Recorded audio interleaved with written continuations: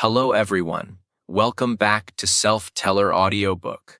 Before we begin this journey, take a quiet breath and allow yourself to arrive fully in this moment. This audiobook is not something to rush through. It is a conversation with yourself, guided gently and honestly. What you are about to hear is not meant to judge you, fix you, or push you to become someone else. It is meant to help you understand the weight you've been carrying, often without realizing it, and to show you that freedom begins within. As we move forward, listen with openness. Let the words settle slowly. Transformation does not come from force. It comes from understanding. Most people believe they are tired because they work too hard. They believe they lack motivation, discipline, or time. But beneath all of that, there is often a deeper reason for exhaustion, an emotional weight that has been carried quietly for years. This is the weight you don't see on your calendar. It doesn't show up in your schedule or your responsibilities. Yet it follows you everywhere. It sits in your chest when you wake up. It tightens your shoulders as you move through the day. It whispers to you late at night when the world finally goes quiet. This weight comes from unspoken expectations, from trying to be strong for everyone, from holding on to old conversations, old disappointments, and old versions of yourself that no longer fit who you are becoming. It comes from caring deeply, often too deeply, about how things should have gone, how people should have acted, or how you should have been treated. Think about how many times you replay moments in your mind. A comment someone made that stayed with you. A decision you wish you had handled differently. A relationship that ended without closure. None of these moments are happening now, but emotionally, your body reacts as if they are still alive. That reaction costs energy, and over time, that cost becomes heavy. Emotional attachment is not always loud or dramatic. Most of the time, it is subtle. It shows up as tension you've grown used to, as overthinking that feels normal, as a constant background pressure to prove yourself, fix things, or hold everything together. You may not even realize how much effort it takes just to feel okay. Many people confuse this weight with responsibility or loyalty. They tell themselves, "This is just who I am. I care deeply. I think a lot." But caring deeply does not have to mean carrying everything. Thinking deeply does not require constant emotional strain. What drains you is not life itself. It is the attachment to how life should unfold. Attachment forms when we tie our inner peace to external things, to people staying the same, to outcomes going our way, to being understood, appreciated, or validated. When those things don't happen, and often they don't, we don't just feel disappointed. We feel unsettled, off balance, as if something has been taken from us. Over time, this creates a quiet exhaustion. You may notice it in small ways, feeling irritable without knowing why, losing enthusiasm for things you once enjoyed, struggling to fully relax, even during rest. This is not weakness. It is a sign that you have been emotionally holding on for too long. Imagine carrying a bag everywhere you go. At first, it's light. You don't mind it. But each year, you place more inside it. Unresolved feelings, unmet expectations, old fears, silent disappointments. You never stop to empty it. You just adjust your posture and keep walking. Eventually, the bag becomes heavy enough to slow you down. But because you've carried it for so long, you forget what it feels like to walk freely. This chapter is not asking you to drop everything at once. It is simply inviting you to notice the weight, to become aware of what you've been holding emotionally and why. Awareness is the first act of self-leadership. You cannot lead yourself toward freedom if you do not first acknowledge the burden you've been carrying. As you listen, reflect gently. Where do you feel tension in your body? What thoughts repeat themselves most often? Which situations drain you long after they pass?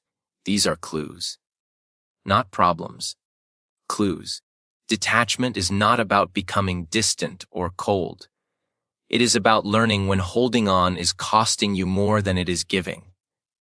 It is about choosing peace over pressure, clarity over chaos, and inner stability over constant emotional effort. For now, simply allow yourself to see the weight without judgment. You are not broken for carrying it. You are human.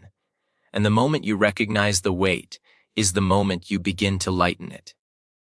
Emotional attachment is often misunderstood. Many people believe it is simply love, loyalty, or commitment. But emotional attachment goes deeper than affection. It is the invisible thread that ties your inner state to something outside of you. When that thread is pulled, your peace moves with it. Attachment forms quietly. It begins the moment something makes you feel safe, valued, or complete, and your mind decides, often unconsciously, I need this to stay this way. It could be a person who once made you feel seen, a role that gave you purpose, a dream that promised a certain version of happiness, or even an idea of how your life was supposed to turn out. The mind loves certainty. It craves predictability because predictability feels safe. When something gives us emotional comfort, the mind tries to secure it by holding on. That holding on becomes attachment. And attachment, over time, becomes fear, fear of loss, fear of change, fear of disappointment. Consider a simple example. Imagine sending a message to someone important to you and waiting for a reply. At first, it's nothing. Minutes pass.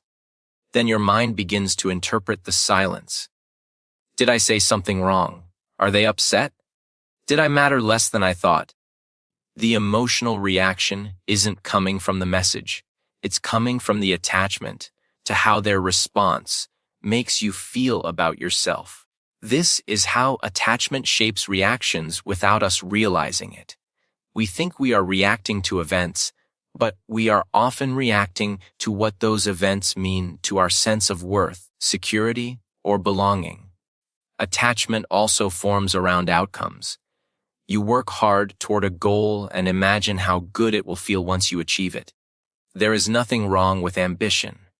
But when your sense of peace depends on success arriving in a specific form, anxiety enters the process.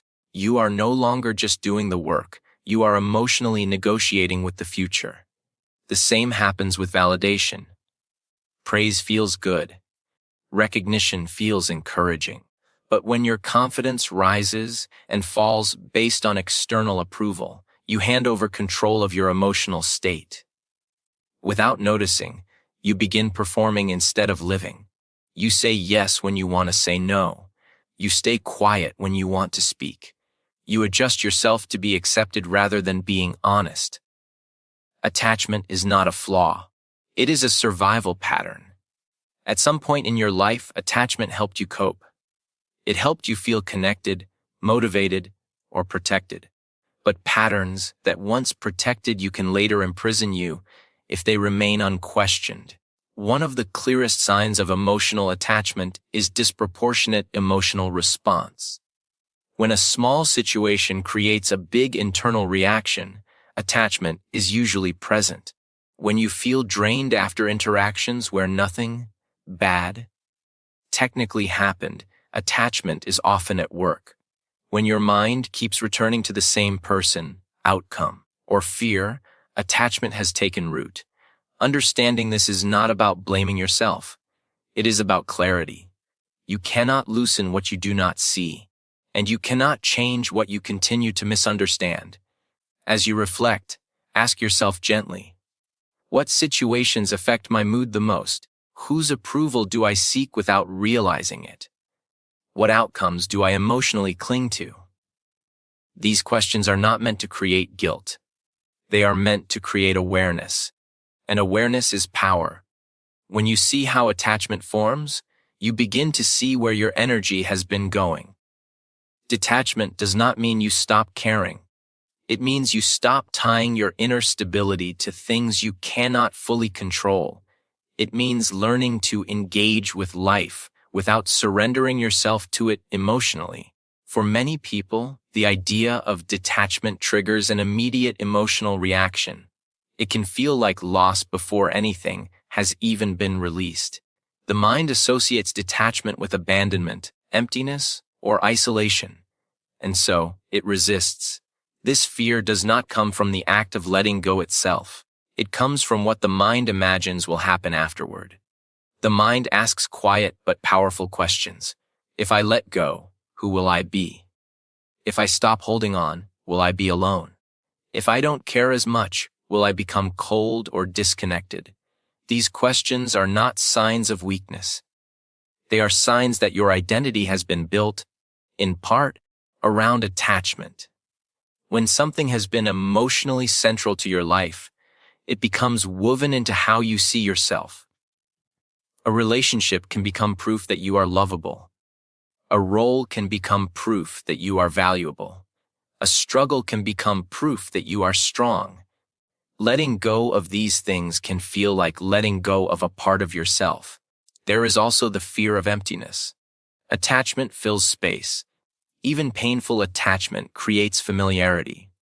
When the mind imagines releasing it, it sees a void. And the unknown often feels more frightening than familiar pain. This is why people sometimes stay emotionally tied to situations that no longer serve them. The discomfort of the present feels safer than the uncertainty of something new.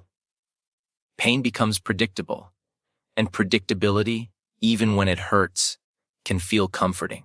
Another fear beneath detachment is the fear of being misunderstood. Many people worry that if they detach, others will think they don't care, that they are distant, selfish, or emotionally unavailable. This fear keeps people over-explaining, over-giving, and overextending themselves, long after their energy is depleted. But detachment is not disappearance. It is discernment. It is choosing how much access others have to your inner world. It is recognizing that not every emotion deserves immediate action, and not every situation requires your emotional investment. Fear often arises when you are standing at the edge of growth. The mind's job is to protect what is known. So when you begin to loosen old emotional patterns, the mind sounds an alarm. It tells you something is wrong. But what is actually happening is a shift from unconscious reaction to conscious choice. Think of detachment not as cutting ties, but as loosening your grip. When you hold something too tightly, you restrict movement, both yours and the other person's. When you loosen your grip, there is space to breathe. You may notice fear showing up as guilt. Guilt for wanting space. Guilt for choosing peace. Guilt for not reacting the way you used to. This guilt is often a sign that you are changing patterns that once defined you. Growth rarely feels comfortable at first. It often feels like standing still while everything familiar shifts. But on the other side of that fear is emotional maturity, the ability to feel deeply without being controlled by what you feel. As you move forward, remind yourself, fear is not a stop sign. It is a signal. It signals that you are stepping beyond old emotional boundaries. And that is where self-leadership begins.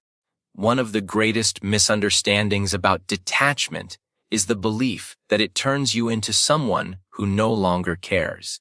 Many people resist detachment because they equate it with emotional numbness, coldness, or indifference. But true detachment is not the absence of care. It is the absence of suffering. Indifference closes the heart. Detachment steadies it. When you are attached, your emotional state becomes dependent on how others behave, respond, or choose. Their moods ripple through you. Their decisions weigh on you. You care, but your care is entangled with anxiety, expectation, and fear of loss. Detachment untangles that knot. You can still love deeply. You can still show up with kindness and empathy. But you no longer allow someone else's actions to dictate your inner balance. You stop confusing responsibility with control. You recognize that you can offer support without carrying someone else's emotional weight. Consider how often people take on emotions that are not theirs. A loved one is upset, and suddenly you feel unsettled too. Someone is disappointed, and you feel responsible to fix it. Over time, this emotional merging becomes exhausting. You begin to lose track of where your feelings end and someone else's begin. Detachment restores that boundary. It allows you to say, "I care about you, but I am not responsible for your reactions." It allows you to remain present without becoming emotionally overwhelmed. This is not coldness. This is emotional clarity. There is also a quiet strength in detachment. When you stop reacting automatically, you gain the ability to respond intentionally. You listen more clearly. You speak more honestly. You choose your actions instead of being driven by emotional pressure. Detachment also protects love.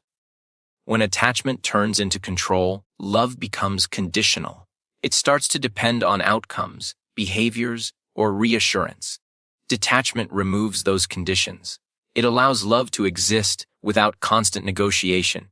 Think about moments when you felt most connected to someone. Often, those moments were not filled with anxiety or fear. They were calm, open, present.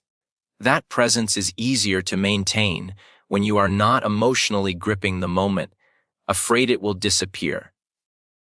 Detachment is the difference between saying, "I need you to be okay so I can be okay," and saying, "I care about you, and I will remain grounded regardless of what happens." The second stance is not less loving. It is more stable. This shift also changes how you experience disappointment.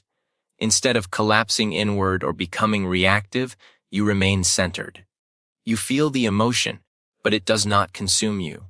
You acknowledge what is, without resisting or dramatizing it internally. As you reflect on this, ask yourself, where do I confuse caring with controlling? Where do I take responsibility for emotions that are not mine? What would it feel like to stay kind without self-sacrifice? Detachment does not remove warmth from your life. It removes unnecessary suffering. It allows you to engage fully without being emotionally pulled apart. One of the most powerful shifts you can make in your emotional life is learning to observe without immediately reacting. This skill sounds simple, but it changes everything. It is the moment where detachment stops being a concept and becomes a lived experience. Most people live inside their emotions rather than beside them. When an emotion appears, it takes over the body and the mind at once. Thoughts speed up. The body tightens. Words escape before clarity arrives. Reaction feels automatic, almost unavoidable. But this is not because emotions are too strong. It is because awareness arrives too late. Observation creates space, and space creates choice. When you begin to observe your emotions, you stop identifying with them completely. Instead of saying, "I am angry," you begin to notice anger is present. This small shift in language reflects a deeper shift in perspective. You are no longer the emotion. You are the one noticing it. This does not mean suppressing what you feel. Suppression pushes emotions down, where they later surface as resentment, anxiety, or exhaustion. Observation does the opposite. It allows emotions to rise without taking control. Imagine sitting by a river, watching water flow past. You do not jump into the river to prove it exists. You simply watch it move. Emotions are similar. They arrive, they peak, and they pass, if you allow them to. The challenge is that emotions often feel urgent. They demand immediate action. Speak now. Defend yourself. Fix this. Walk away. But urgency is not always truth. It is often habit. When you pause, even briefly, you interrupt the habit. The pause does not need to be dramatic. It can be as simple as taking one slow breath before responding. That breath signals to your nervous system that you are not in danger. It tells your body to soften, your mind to slow. In that softened state, observation becomes possible. You may notice sensations first: tightness in the chest, heat in the face, a knot in the stomach. These sensations are messages, not commands. They are information, not instructions. As you observe, avoid judging what you feel. Judgment adds another layer of tension. Instead, practice neutral noticing. This is what is happening right now. This is how my body responds. This is the thought that follows. Over time, you will begin to see patterns. Certain people trigger certain reactions. Certain situations activate old fears. Awareness turns emotional chaos into emotional data, and data can be worked with. Here are a few gentle practices to build this skill. When an emotion arises, silently name it without explanation. Take 3 slow breaths before responding to emotionally charged situations. Ask yourself, what am I feeling and what am I assuming? Delay reactions that feel intense. Not forever, just long enough to regain clarity. At first, observation may feel uncomfortable. You may worry that if you don't react, you are ignoring yourself. But the opposite is true. Observation is the deepest form of listening. With practice, you will notice something surprising. Emotions lose their grip faster when they are witnessed.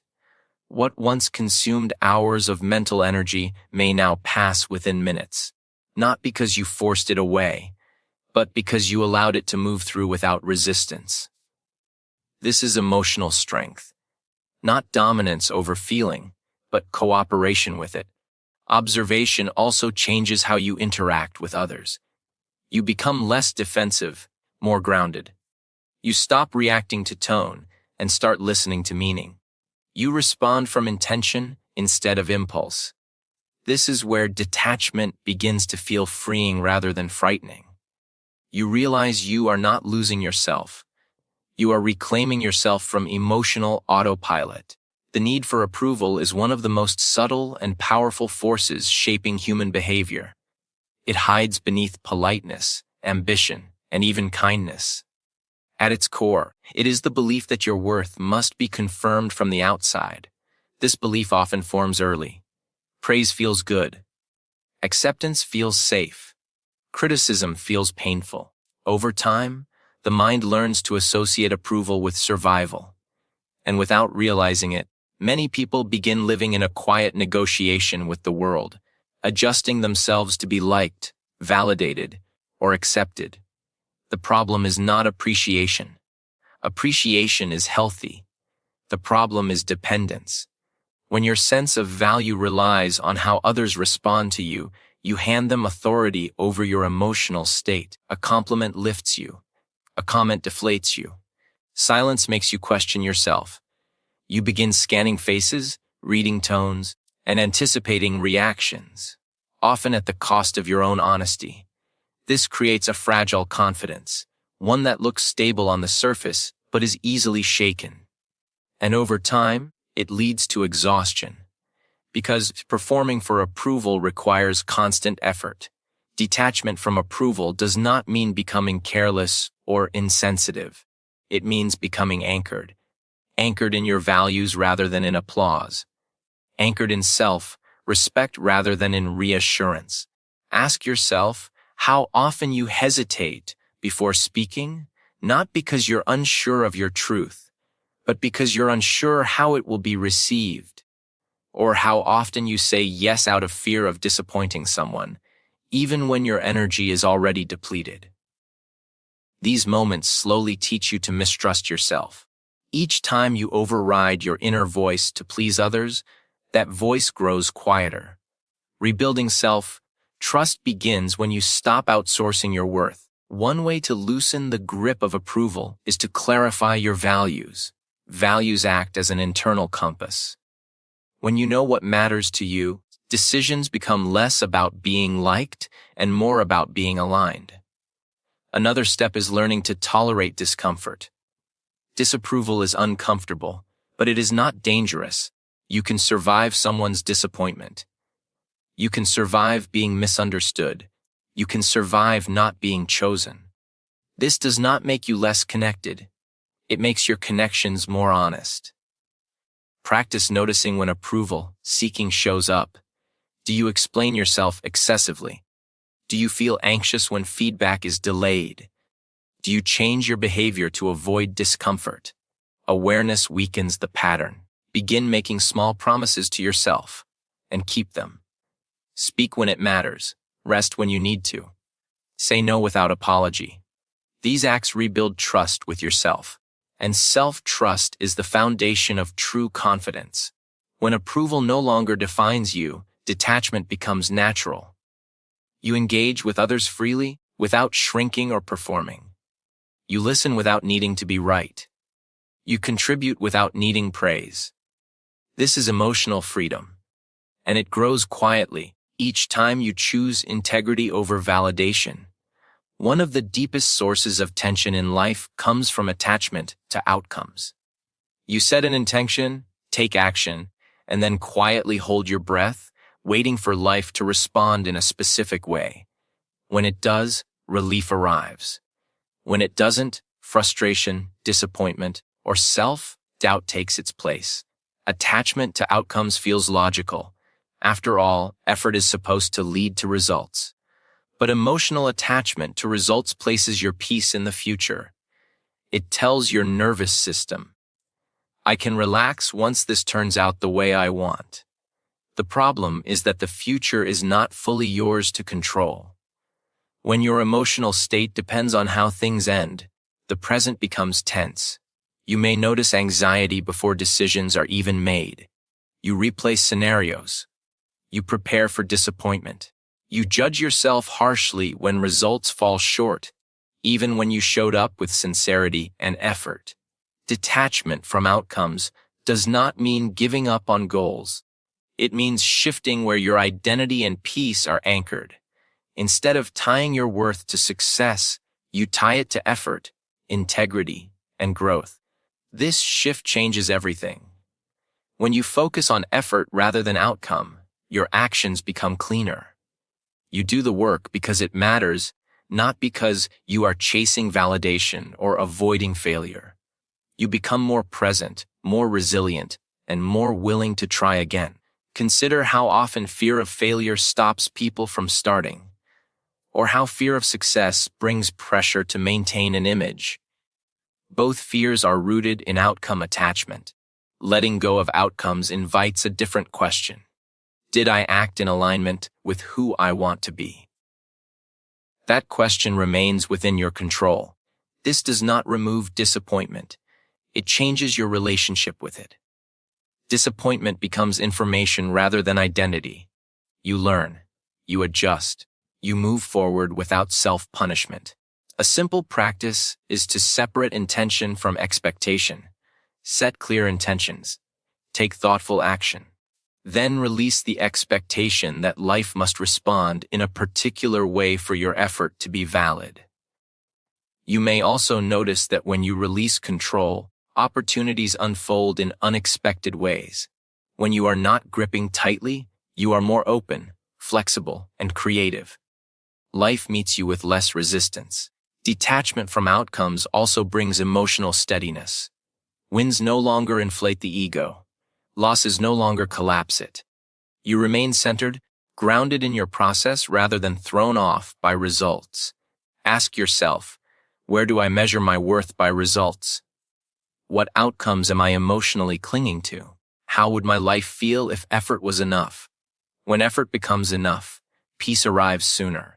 And paradoxically, results often improve. Not because you forced them, but because you showed up fully without fear. Emotional boundaries are often misunderstood as walls, rigid barriers that keep people out. In reality, healthy boundaries are more like doors. You decide when to open them, how wide, and for how long. They are not about rejection. They are about self-respect. Without boundaries, your emotional world becomes crowded. Other people's moods, problems, and expectations move in without permission. You begin reacting instead of choosing. You give when you are empty. You listen when you need rest. You carry what was never meant to be yours. This is not kindness. It is self-neglect. Boundaries protect your energy so that when you do give, you give from fullness rather than obligation. They allow you to remain compassionate without absorbing emotional overload. One of the reasons boundaries feel difficult is guilt. Guilt for saying no. Guilt for needing space. Guilt for choosing yourself. But guilt is not proof of wrongdoing. Often, it is simply the discomfort of changing patterns. If you were once always available, always agreeable, always understanding, boundaries will surprise people, and that surprise can trigger guilt. But remember, people adjust. What matters is that you remain honest with yourself. Emotional boundaries begin internally. They start with recognizing what you feel and what you are responsible for. You are responsible for your actions, your words, and your choices. You are not responsible for managing other people's emotions or fixing their lives. This distinction brings relief. Boundaries also involve timing. You do not have to respond immediately. You do not have to solve everything now. Pausing before engaging is a boundary. Choosing when and how you show up is a boundary. Here are a few gentle boundary practices. Check in with your body before agreeing to anything. Give yourself permission to say, "I need time to think." Limit emotional conversations when you feel overwhelmed. Notice resentment. It often signals a boundary that needs attention. Setting boundaries does not make you unkind. It makes your kindness sustainable. As boundaries strengthen, detachment becomes more natural. You care, but you are not consumed. You listen, but you do not lose yourself. You remain connected without being drained. Boundaries also deepen relationships. When people know where you stand, interactions become clearer. You stop silently overgiving and then withdrawing. You communicate with honesty instead of frustration. Most importantly, boundaries teach you to trust yourself. Each time you honor your limits, you send a message inward. My needs matter. And that message builds emotional stability. Detachment becomes difficult when the past is still active inside you. Old emotional wounds do not disappear simply because time passes. When they remain unacknowledged, they quietly shape reactions, expectations, and fears in the present moment. Many people believe they have moved on because they no longer talk about what happened. But silence is not the same as healing. What is unhealed often speaks through triggers, sudden emotional reactions that feel stronger than the situation in front of you. A comment feels like rejection. A delay feels like abandonment. A disagreement feels like betrayal. These reactions are not flaws. They are echoes. They come from moments where you felt unheard, unsafe, or unvalued and never had the space to fully process those feelings. The mind tries to protect you by staying alert. It scans for similar situations, ready to react before pain repeats itself. But this protection keeps you emotionally tense. It keeps you attached, not to the present, but to the memory of what once hurt. Healing does not require reliving the past in detail. It requires acknowledgement. It requires honesty about what impacted you and how it still shows up. Begin by noticing patterns rather than stories. Instead of asking, "Why did this happen to me?" ask, "When do I react most strongly?" Strong reactions often point directly to unhealed areas. You may notice that certain dynamics repeat themselves. You over-explain. You withdraw. You people please. You become defensive. These behaviors once helped you cope. Now, they may be limiting your peace. Healing starts when you offer yourself the understanding you may not have received at the time. You do not need to justify your feelings. You do not need to minimize them. You simply need to recognize them. A gentle way to begin healing is to sit with an emotion without trying to fix it. When a familiar pain arises, pause and say inwardly, "This makes sense." That sentence alone can soften years of internal resistance. Another step is separating past from present. Ask yourself, is this feeling about now Or is it about then? Often, the body reacts before the mind catches up. Bringing awareness to this difference reduces emotional intensity. Healing also involves patience. You are not trying to erase the past. You are allowing it to lose its control over your present decisions. As wounds heal, attachment loosens naturally. You stop clinging because you no longer feel threatened. This process rebuilds emotional trust. You learn that you can feel deeply without being overwhelmed. You learn that pain can pass without defining you. As healing continues, detachment stops feeling like effort. It becomes a byproduct of wholeness. When old wounds are acknowledged, you no longer need to guard, cling, or control. There comes a point in emotional growth where one truth becomes impossible to ignore. Not everything is within your control. People will make choices you don't agree with. Situations will unfold in ways you didn't expect.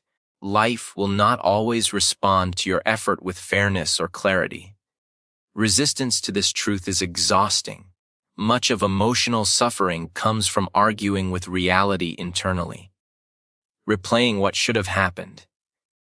Imagining how others should have behaved, wishing circumstances were different.